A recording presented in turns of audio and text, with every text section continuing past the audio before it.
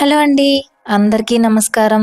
ఈరోజు మన వీడియోలో తెలుగువారికి ఎంతో ఇష్టమైన పచ్చి పులుసు ఎంతో తేలిక, అంతే రుచిగా ఉంటుంది. ఊరికో రకంగా, ప్రాంతానికో రకంగా ఎలా చేసుకున్నా టేస్ట్ మాత్రం అదిరిపోతుంది. ఇంక లేట్ చేయకుండా వీడియోలోకి వెళ్ళిపోదామా? ముందుగా కుక్కర్లో 300 గ్రాముల కందిపప్పును వేసుకొని అది మెత్తగా అయ్యేంత వరకు ఉడికించుకోవాలి. ముందుగా నానబెట్టుకుంటే త్వరగా కుక్ అవుతుంది. అలాగే ఒక గిన్నెలోకి ఒక పెద్ద సైజు ఉల్లిగడ్డంత చింతపండును నానబెట్టుకోవాలి. అలాగే ఒక స్టైనర్లోకి 4 పచ్చిమిర్చి వేసి వేయించుకోవాలి. ఇలా చేసుకుంటే పచ్చి పులుసుకి స్మోకీ ఫ్లేవర్ వస్తుంది, మంచి టేస్టీగా ఉంటుంది. వీటిని మిక్సీ జార్లో తీసుకొని కొంచెం జీలకర్ర వేసుకొని వాటిని మిక్సీ పట్టేసుకుందాం.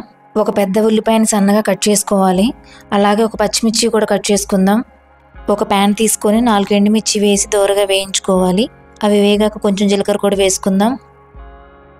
వీటిని ఒక బౌల్లో తీసుకొని అన్నీ స్మాష్ చేసుకుందాం. చేత్తో ఇలా వీడియోలో చూపిస్తున్నట్టు మొత్తం స్మాష్ చేసుకోవాలి. ఇప్పుడు కట్ చేసుకున్న ఉల్లిపాయలను కూడా ఇందులో వేసుకుందాం. అలాగే మిక్సీ పట్టుకున్న మిశ్రమాన్ని కూడా ఇందులోకి వేసేసుకుందాం.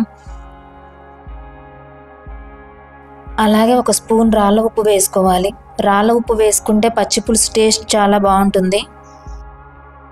వీటన్నిటిని బాగా మెత్తగా నలుపుకోవాలి. వీడియోలో చూపిస్తున్నట్టు మెత్తగా నలుపుకోవాలి.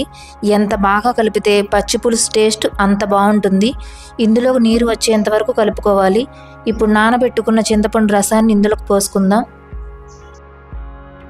కొంచెం కొత్తిమీర తరుగు కూడా వేసుకోవాలి. ఇప్పుడు ఒక ప్యాన్ పెట్టుకొని అది హీట్ అయ్యాక పచ్చెనపప్పు, జీలకర్ర, కొంచెం ఎండుమిర్చి, కొంచెం కరివేపాకు కూడా వేసుకొని పచ్చి పులుసులో వేసుకోవాలి. మీకు ఇష్టమైతే పోపు పెట్టుకోవచ్చు, పెట్టుకోకపోయినా పచ్చి పులుసు టేస్ట్ మాత్రం ఏమీ తగ్గదు. ఇప్పుడు ఇందులోకి తరిగిన బెల్లాన్ని ఒక స్పూన్ వేసుకుంటున్నాను. మీకు ఇష్టం లేకపోతే బెల్లాన్ని స్కిప్ చేయొచ్చు.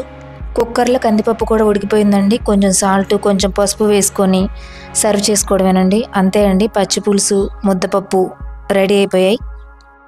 వీడియో నచ్చితే మీరు కూడా ఒకసారి ట్రై చేయండి.